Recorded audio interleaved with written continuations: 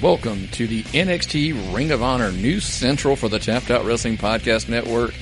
This is the Pro Wrestling Personified Podcast with your host, Lewis Carlin.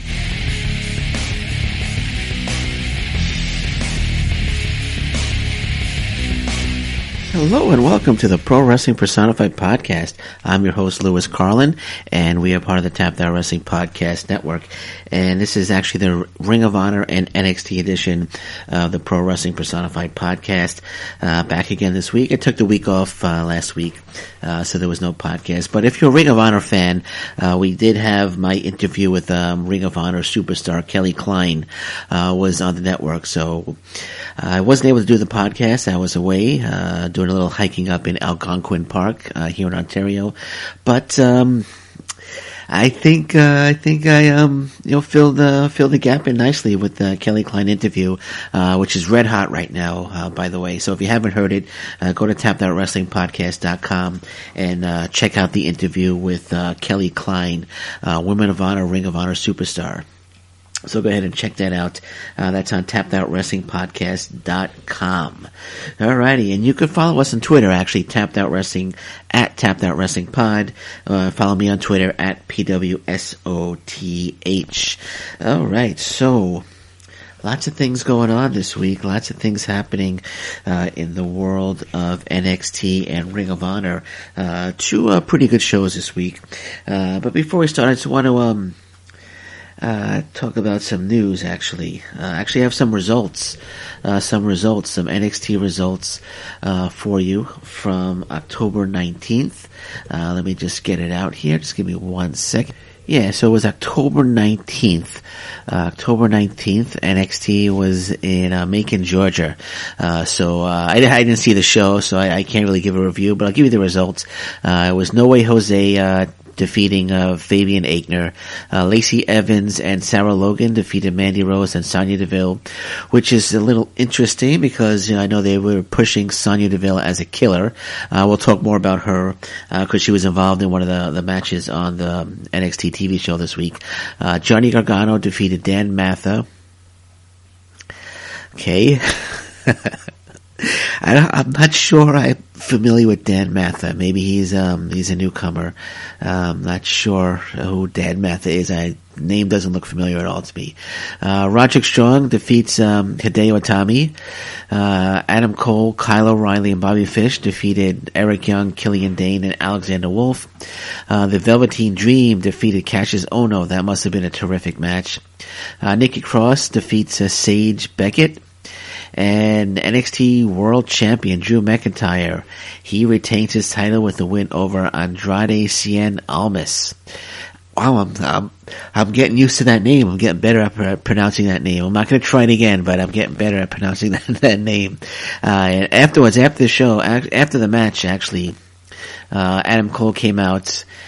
Drew challenges him to a fight. Kyle O'Reilly and Bobby Fish jump Drew McIntyre, and Johnny Gargano and No Way Jose come out and make the save. But the Undisputed Era beat them all down until Sanity comes out and saves the three of them. So there you have it. October 19th in Macon, Georgia, NXT live results. And some news, actually. Some NXT news. Let's see, where's my news? Oh, here. So, November 17th, actually, in San Antonio, they're having a house show. NXT is having a house show. And the main event is Drew McIntyre, as he will be taking on Adam Cole, for the NXT, championship, world title. So, Drew McIntyre taking on Adam Cole in San Antonio. And we found out this week that the special referee is going to be none other than Shawn Michaels. Now, this is not the takeover event. This is not a pay-per-view. This is just a house show. So, and Shawn Michaels is going to be the special guest referee for that match on the house show, which is a terrific match. It's the day before Takeover. It's Takeover Dallas, I believe. So it's the day before Takeover in NXT Takeover in Dallas, and they bring in Shawn Michaels as the guest referee, and you're thinking, why they're bringing him in as the guest referee on a house show? Rumors are going around just saying that it's the Aztec Theater that they're having the show in. It's a 2,000 seat arena, and the rumor has it that ticket sales are really slow, so they decided to bring in Shawn Michaels in an attempt to boost sales, but Matt Jackson actually tweeted the real reason why they're bringing in Shawn Michaels to be the special guest referee and why they're having the Drew McIntyre Adam Cole championship match on November 17th at that house show. So Matt Jackson of the Young Bucks tweeted the real reason, and the real reason is Ring of Honor is also having a show in San Antonio at the Austin Highway Event Center, the Survival of the Fittest Day 1 show in San Antonio on November 17th. So the NXT and Ring of Honor are going head to head in San Antonio with house shows on November 17th. So that's why they're bringing in Shawn Michaels, because they're worried that Ring of Honor is going to and will be taking a lot of the fans away from that show, because in my opinion, Ring of Honor is a better product. So that's why, and it's obvious they think so as well by bringing in Shawn Michaels as a special guest referee on that house show. Yes, of course, I know. Shawn Michaels is from San Antonio, and he's in the area, so they figured they're going to bring him in. But they're bringing him in. They made the announcement. They're bringing him in. And in my opinion, I agree with Matt Jackson. It's because Ring of Honor is going to be in San Antonio on November 17th. So it'll be interesting to see how each show draws. So I'm going to keep my eyes on that and see who draws more. I'm going to say it depends on the arena. I don't know how many seats the Austin Highway Event Center will hold, so I can't say. I mean, they could hold 500 people, so I'm not sure. So we'll see. We'll see what happens. But NXT goes head to head with Ring of Honor in San Antonio, on November 17th. So, alright, so there you have it. So that's the reason why they're bringing in Shawn Michaels. Alright, okay, so, I wasn't able to talk about it last week because I didn't have the show, but Leo Rush last week, he took on the Velveteen Dream last week. Leo Rush, former Ring of Honor star, and Velveteen Dream, he won the match. I didn't see it, but I know from what I read, Leo Rush got in some offense, but Velveteen Dream eventually did win the match. They for some reason they do that with debuting Ring of Honor stars. They debut them and they lose. And I know I touched upon this, but Leo Rush is another example of that now. They did it with Bobby Fish. They did it with Kyle O'Reilly. Donovan Dijak made his debut on a house show in a losing cause. All three of them actually lost to Aleister Black, and now Leo Rush from formerly of Ring of Honor makes his debut. Well, he made his debut against Aleister Black. Match never got out of the way because Velveteen Dream attacked him. This was 2 weeks ago, and then last week he took on Velveteen Dream and he wound up losing. So I don't know why. I think they're just trying to show that NXT wrestlers are better than Ring of Honor wrestlers. That's my opinion on why we're seeing all these former Ring of Honor stars debuting in NXT in a losing cause. So that's my opinion. I think it's wrong. I think it kind of takes away from the wrestler. Like Leo Rush is very, very talented, and from what I understand, he hit some big moves last week against Velveteen Dream. But still, he lost the match. And, you're bringing somebody in and you're debuting them, but they're losing. It kind of takes away that oomph, and I know I mentioned this, a few times in the last few weeks. But that's how I feel. If you're going to debut somebody, debut them in winning fashion. Don't, there was all this news that Leo Rush is signed, and they made a big deal. And Triple H is posing with a picture with Leo Rush, and they debut him, and he loses. Same thing with Bobby Fish and Kyle O'Reilly. They debut, and they lose to Aleister Black. Donovan Dijak, former Ring of Honor wrestler, debuts against Aleister Black on a house show, and he loses. So can we please have a debuting former Ring of Honor wrestler actually debut and win a match? Please. Well, Adam Cole actually, his initial debut, he won. Okay, so there you go. So Adam Cole debuted and he won. But, I'll say the majority of them are debuting and they're losing. And it doesn't make them look good. It's not these guys are really talented and they're coming from a great promotion in Ring of Honor. And it's just taken away from there. Just taking that little bit away from that. Just my opinion. You know, you might not share it with me, but just my feeling. I guess because I'm so pro Ring of Honor. It's my favorite promotion, and I hate to see these guys like Bobby Fish and Kyle O'Reilly leave Ring of Honor and go to another promotion. And then when they debut for that other promotion, I'm like, all right, there's nothing I can do about it. And then watch them lose in their debuts. It just, I guess it bugs me because I'm so pro Ring of Honor. So I guess, I mean, what can you do? I got no control of it. If I was booking it, all the Ring of Honor, former Ring of Honor wrestlers that debut in NXT, I'd book them to win. I booked them to win for sure. So we had the two shows this week. The two shows, as always, the NXT and Ring of Honor. And we're going to start with NXT. And it was a decent show. Main event was Undisputed Era taking on Sanity in a 6-man tag team match. And that's Adam Cole, Kyle O'Reilly, and Bobby Fish taking on Eric Young, Killian Dane, and Alexander Wolf. I gotta say, I don't know. The match was okay. Wasn't a great match. It might have been. I could even say it might have even have been maybe even disappointing. I don't know. The match had its moments, right?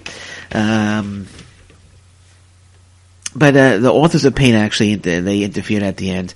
The match had some back and forth action between both teams, and Authors of Pain came out, and they attacked Sanity, and Cole and Fish and O'Reilly, they made their way up the ramp. They didn't get involved with Authors of Pain, but the Authors of Pain came out and they took out Sanity, and the Undisputed Era wound up winning by disqualification.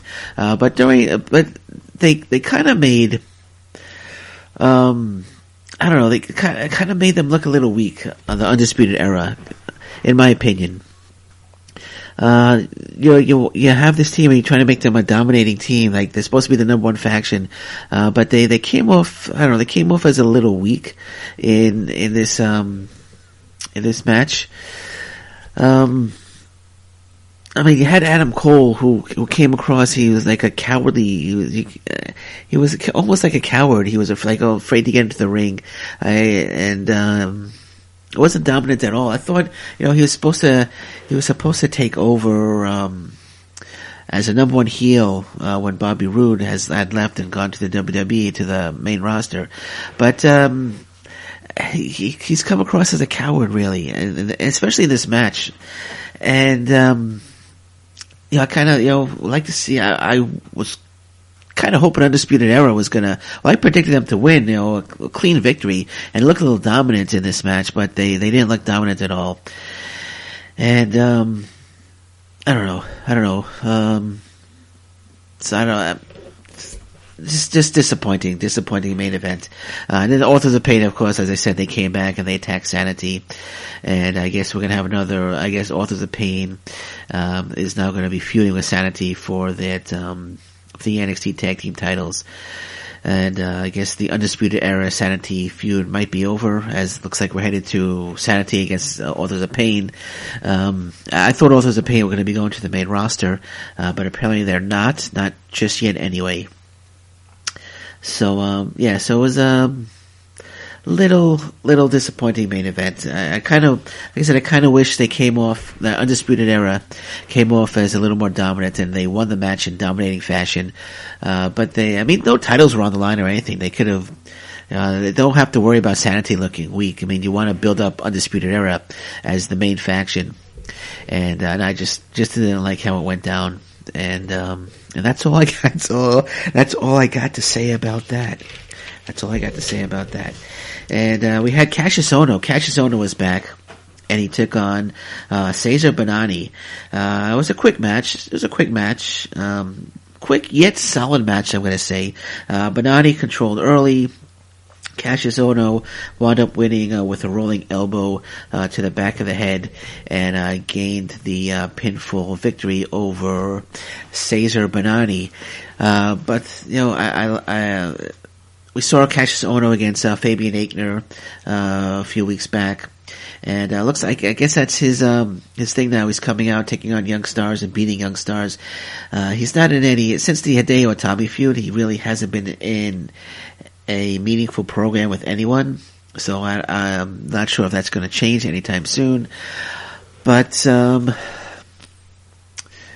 I don't know. I guess there's no one for him to. Is there? Maybe there's no one for him to feud with. When you think about it, who could he feud with? Oh, you know, I wouldn't mind if we saw Cassius Ohno and Lars Sullivan, have a Cassius Ohno Lars Sullivan feud, and maybe they're building Ohno up, having him beat these young stars to build him up a little bit more, and then Lars Sullivan comes in, takes on Cassius Ohno, and defeats Cassius Ohno. I'm not sure that's going to happen. That's just something that's saying off the top of my head. But that would be an interesting feud between if they're looking for another feud for Cassius Ohno and Lars Sullivan. Let's get it done, Triple H. Let's book the match. Let's book the match for TakeOver Dallas. Cassius Ohno against Lars Sullivan. Let's do it.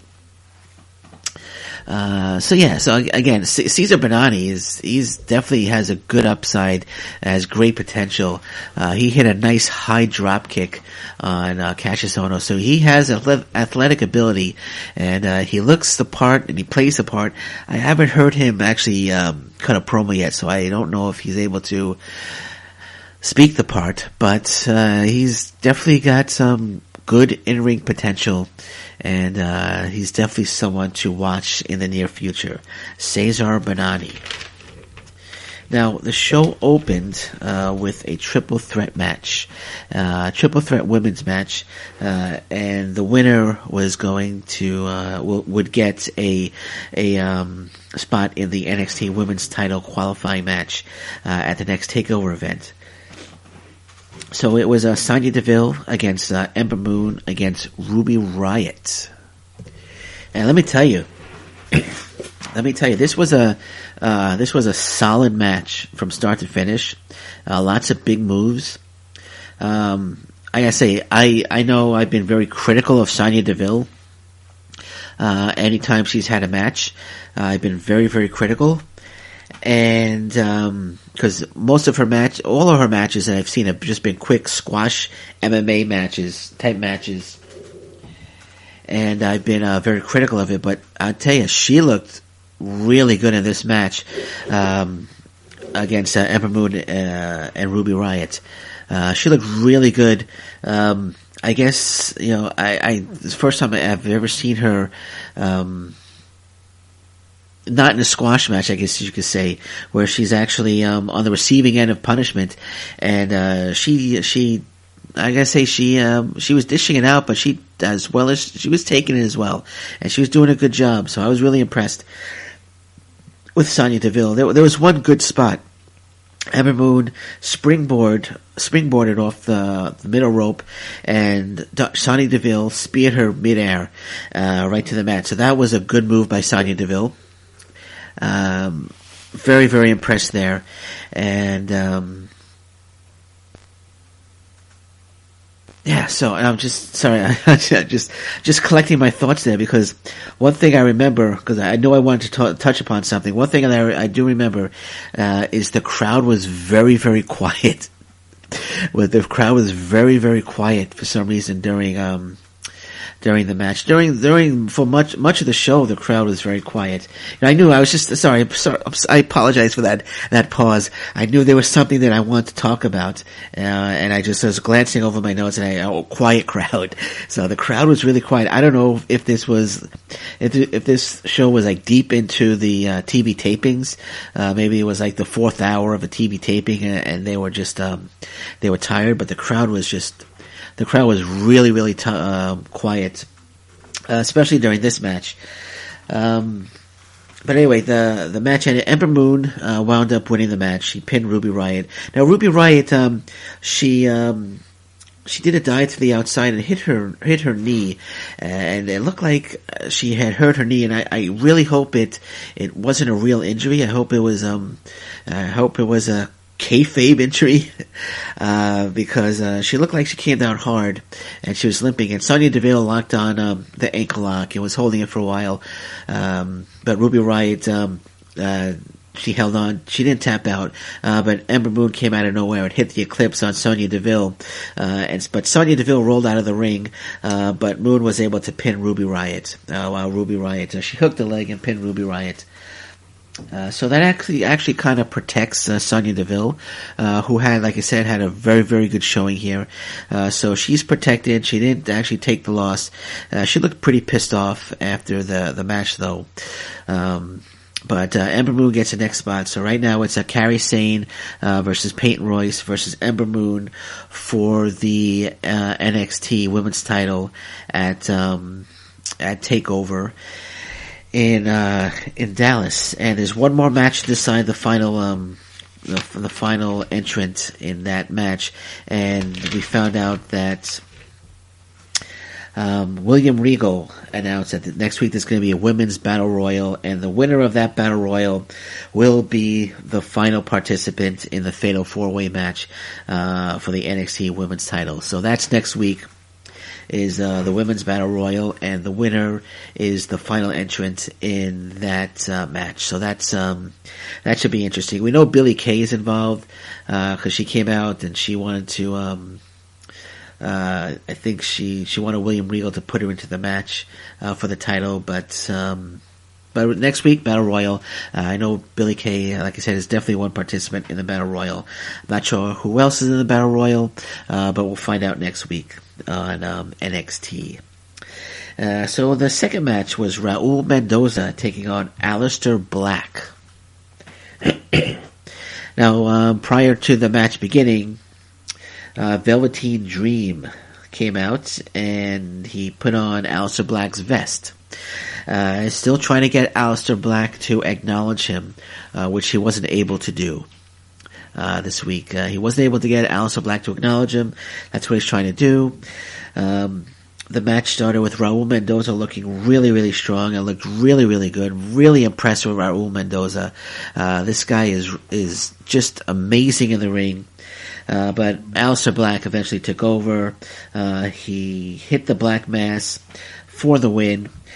And Black did his meditation pose in the middle of the ring, and still refuses to acknowledge the Velveteen Dream, despite the fact that the Velveteen Dream was wearing his vest.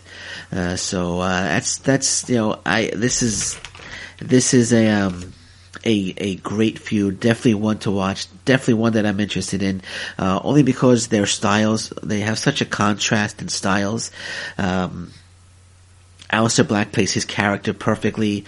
Patrick Clark, Velveteen Dream, plays his character perfectly. The styles, like I said, they contrast, but it just makes it into a very, very interesting feud, and I'm looking forward to that match. I'm assuming it's going to be at TakeOver. Velveteen Dream against Aleister Black at TakeOver.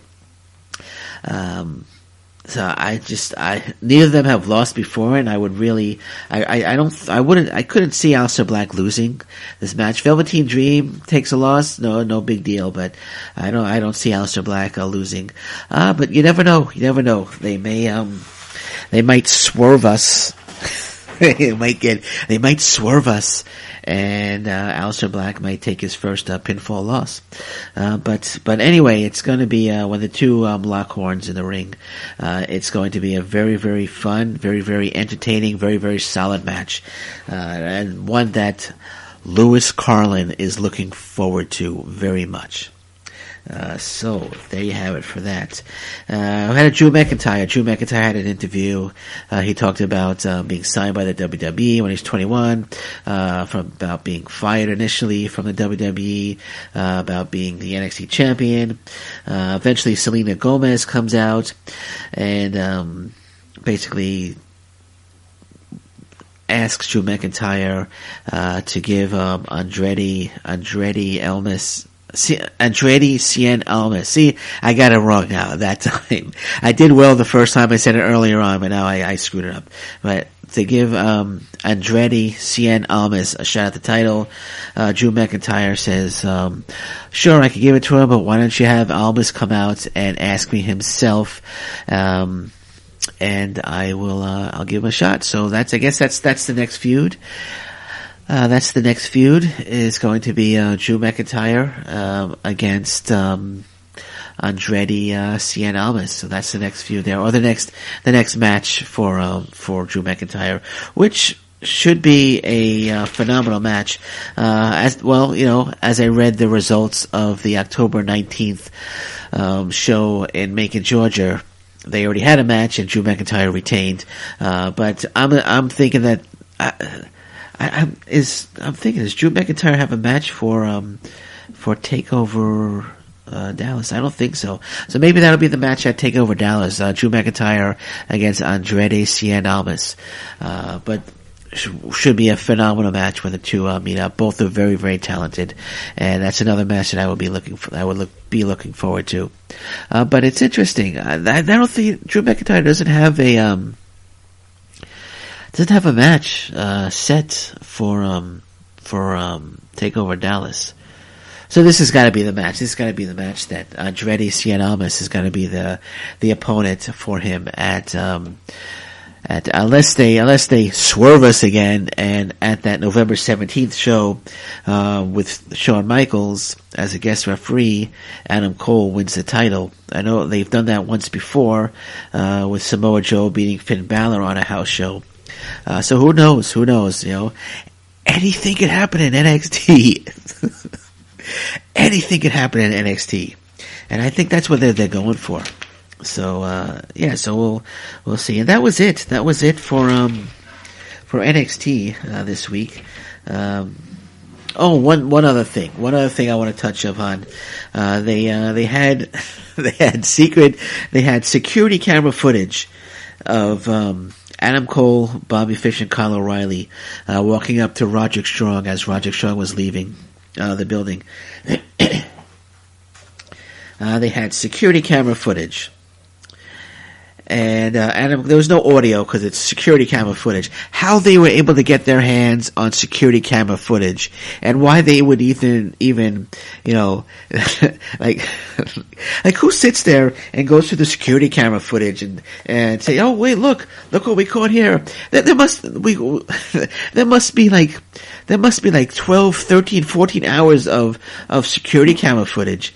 And you mean tell me that somebody sat there and watched all that footage to see if anything interesting happened, and they happened to catch this footage with Cole, Fish, and O'Reilly? I just thought that was strange that they had to have it on security camera footage, instead of having to just backstage have the cameras rolling. But anyway, the security camera footage caught, like I said, Cole, Fish, and O'Reilly. They gave a shirt to Roderick Strong. Roderick Strong just gave it back and walked away. Again, no audio because it was security camera footage.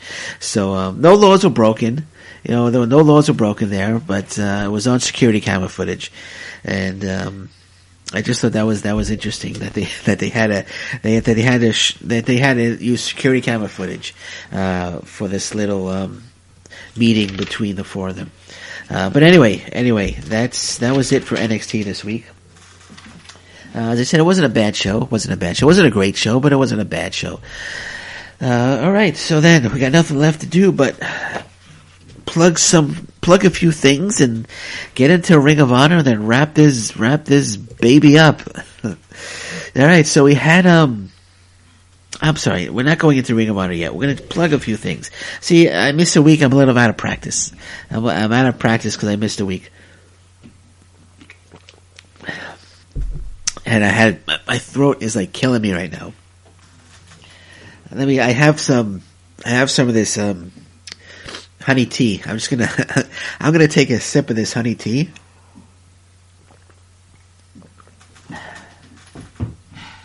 And on we go. So, I did the Twitter plugs, but I'll plug them again. You could, this is, we're part of, as I said, we're part of the Tapped Out Wrestling Podcast Network. And, you can follow us on Twitter at Tapped Out Pod. Follow me on Twitter at PWSOTH. You can follow the podcast on Twitter at PW Personified, and we have our website, tappedOutWrestlingPodcast.com. Check it out. There's a lot of terrific podcasts on there. As I mentioned, I recently interviewed Ring of Honor and Women of Honor superstar Kelly Klein.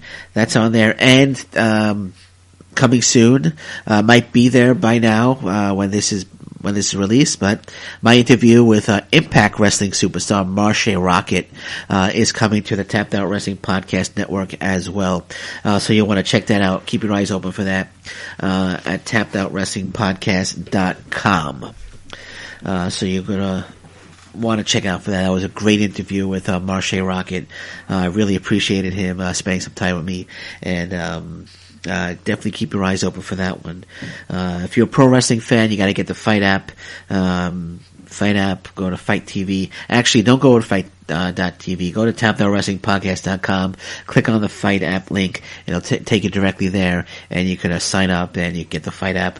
Blue Apron, if you want to cook incredible meals from scratch, BlueApron.com. Again, go to tappedOutWrestlingPodcast.com. Click on the link, Blue Apron. It'll take you right there. And Pro Wrestling Tees, ProWrestlingTees.com. Buy a t-shirt. Support a wrestler, Pro Wrestling, TEES.com. And if you want to read some terrific wrestling content, go to kayfabetoday.com. They have a great staff there, lots of terrific writers. I'm proud to be part of that staff. I do Smash Wrestling reviews for them, but check them out, kayfabetoday.com. Okay, so there you go. So now let's move on to my favorite hour of professional wrestling action, Ring of Honor TV. And let me tell you something, man. This week was freaking phenomenal. Outstanding matches. Just, they deliver week in and week out, Ring of Honor. And this week was no exception. Every week is no exception when you're watching Ring of Honor. Just a terrific show. Now the show opened with a Kenny King video package, recap from him last week, after he successfully defended his title against Josh Woods, and as he's talking, Shane Taylor, Punishment Martinez, Chucky T, and Mark Briscoe all show up as potential opponents for Kenny King and the Ring of Honor TV title. So we find out that this week there's going to be a four corner survival match for a TV title shot between Shane Taylor, Chucky T, Punishment Martinez, and Mark Briscoe. So that was the main event, and we'll talk about that shortly because I want to talk about the opening match, which could be a main event on any show, and it was my personal favorite wrestler, guy that I really hope to interview one day for the Tapped Out Wrestling Podcast Network, the villain Marty Scurll taking on Jay White. Yeah, that was the opening match. Marty Scurll taking on Jay White. And I tell you, the crowd was absolutely pumped for this match. Going back to NXT where they had a really quiet crowd, The crowd was pumped. Immediately had dueling chants for Scurll and Jay White. It was just a terrific, phenomenal match from start to finish. Both just exchanging holds to start. Action picked up. Got fast and furious. Just an outstanding opener. Again, fast-paced, lots of big moves. Could have gone either way. Crowd was so into this match, as I was, and I wake up early to watch Ring of Honor, cause Ring of Honor is on at 6 o'clock in the morning here in Canada, in Toronto. I'm in the Toronto area, the GTA. So I wake up at 6 o'clock in the morning, and this match just woke me up I'm usually a little sleepy when I'm watching, but, as soon as I saw it was Marty Scurll against Jay White, I woke up immediately. Hear that snap my finger? I woke up immediately, and outstanding match, outstanding. Marty Scurll did pick up the victory, which I'm very happy about. I was rooting for Marty Scurll. He did connect with a low blow and a roll up, and he got the victory over Jay White. But again, fantastic match. Both wrestlers so damn talented, and it's just such a, I don't know. I guess what can you say? It's like I'm at a loss for words, just on how terrific Ring of Honor is and how I feel about it. So, just again, if Marty Scurll, if you happen to be listening, Marty Scurll, because I know he tweeted about it, but if you happen to be listening, Marty Scurll, I'd love to interview you. Please, come on, just give me half an hour. That's all I need. Give me half an hour, Marty Scurll. Make a person's dream come true. But anyway, so Marty Scurll picks up the win, as I said. Terrific match. And we had Christopher Daniels and Frankie Kazarian come out. Well, they don't come out. They're backstage. They cut a promo on Jay Lethal and Kushida. And then Jay Lethal cuts a promo on Daniels and Kazarian. And then we find out next week it's going to be Jay Lethal and Kushida taking on Christopher Daniels and Frankie Kazarian, which should be a freaking outstanding match. I didn't see last week's episode because I was away, but I understand that Daniels and Kazarian were attacking Kushida, and Jay Lethal came out for the save, which is leading up to, which led up to these promos, which is going to lead up next week to the match, the tag team match, Jay Lethal and Kushida against Daniels and Kazarian, which is going to be just an outstanding, terrific match. Which is basically all you can expect from Ring of Honor, because as I said, they just deliver time and time again. And they had the Global Wars. I started watching the Chicago show. I haven't seen all of it yet, but I started watching the Chicago show. And unfortunately, I'm not going to be able to review all 4 shows. I probably won't review any of the shows, but from what I've seen in Chicago, I just saw the Marty Scurll versus Hiromu Takahashi match, and that was fantastic. That was a phenomenal match. But gonna watch the rest of that. Probably after I'm done with this podcast, I'll watch the rest of it, and maybe I'll touch upon it next week. Although it might be it'll already be like 2 weeks past, so I might not even touch upon it. But I just may, you never know. But I am going to watch it, probably watch the rest of it after this podcast. I hear the whole Global Wars thing. All four shows I hear were fantastic. If I could somehow get to see all 4 shows, I think they're all on pay-per-view on Ring of Honor, Wrestling.com right now. So that's a way I could be able to see it. It depends on how much they're charging. If I don't want to spend $200 to watch 4 shows, but yeah, so hopefully I can see all 4 shows, but definitely the Chicago one I started watching. Okay, so then we had match 2 was Rhett Titus and Will Ferreira, they call themselves the Dogs, taking on the Tempora Boys, Show and Yo. Explosive start. They showed a recap. I think they may have had a match last week. or match prior, and the Tempura Boys won. They won, but they were attacked after the match, which led to this rematch. So it was an explosive start. Again, great action. The one funny spot is Will Ferrara starts barking at one of the Tempura Boys, which was a pretty funny spot. But we had amazing tag team action here, with near falls, good back and forth action. Again, great teamwork on both sides. In the end, though, the Dogs did win. Thriller of a match. Both teams worked so well together. Very surprised at the chemistry that the Dogs have. Red Titus and Will Ferrara. I know that they just formed a tag team, but they have really good chemistry. And you can't really, you can't deny the chemistry that the Tempura Boys have, because they're fantastic too. But in the end, Titus and Will Ferrara did win the match, and it was, again, second match of the night, second terrific match. They're hitting a home run with this show, absolutely, without a doubt. And then after that, we see the Bullet Club backstage. It was Cody Rhodes, Adam Page, the Young Bucks, and Marty Scurll. And Cody Rhodes, he says that he talks about signing the biggest deal in Ring of Honor history, and then Adam Page goes, "How big is it?" And he looks down to his crotch area, and they all start laughing hysterically, and then they cut to a commercial.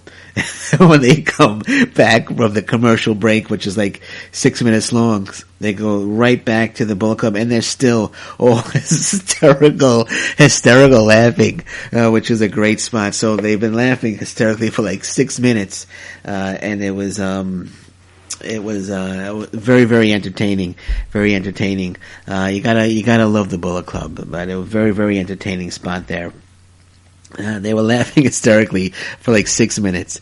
Then we go to our main event. Which was the four corner survival match for a TV title shot.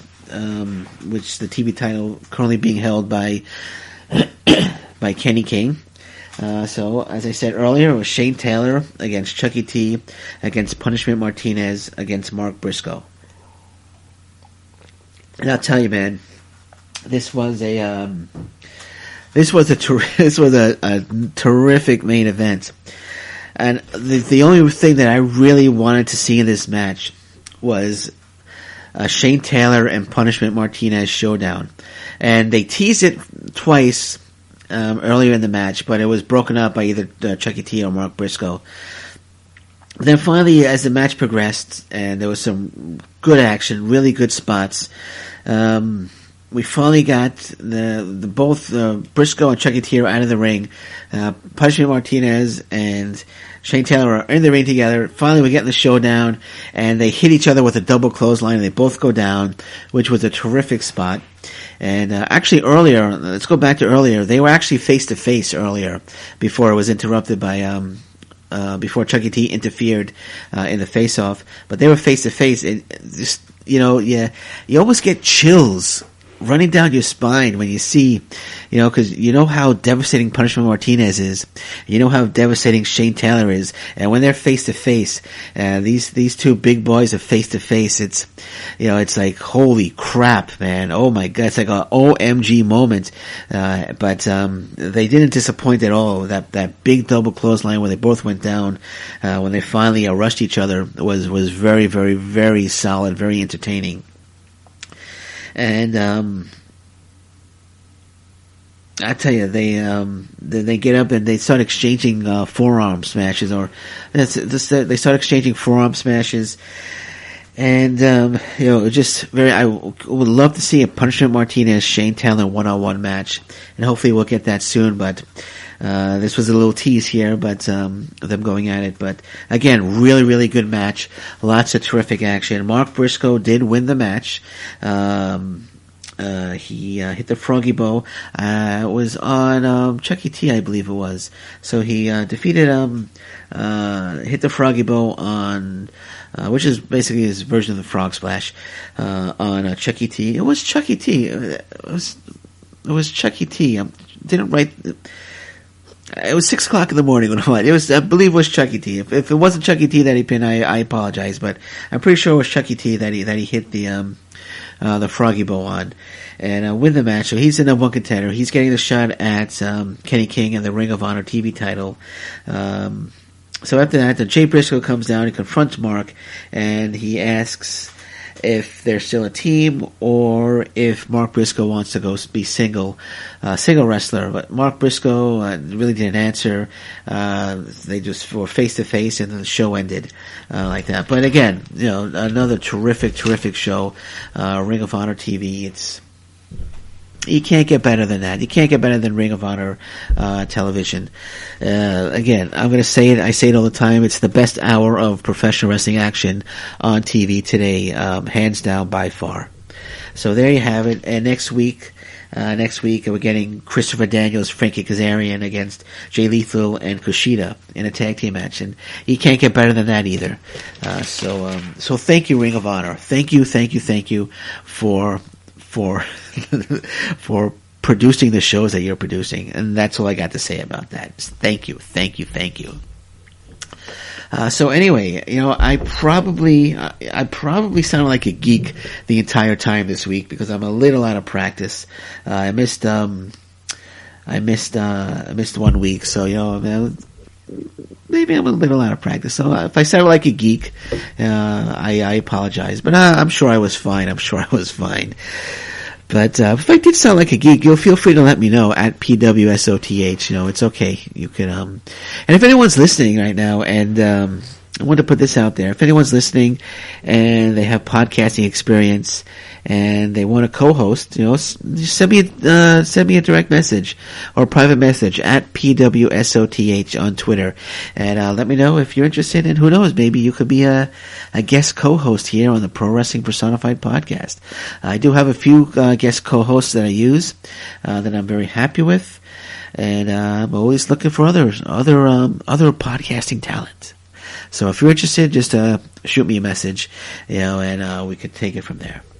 All right, so there you have it. The Pro Wrestling Personified Podcast, NXT Ring of Honor version or edition. And don't forget, Kelly Klein, my Kelly Klein interview is now available on the Tapped Out Wrestling Podcast Network. You can check that out.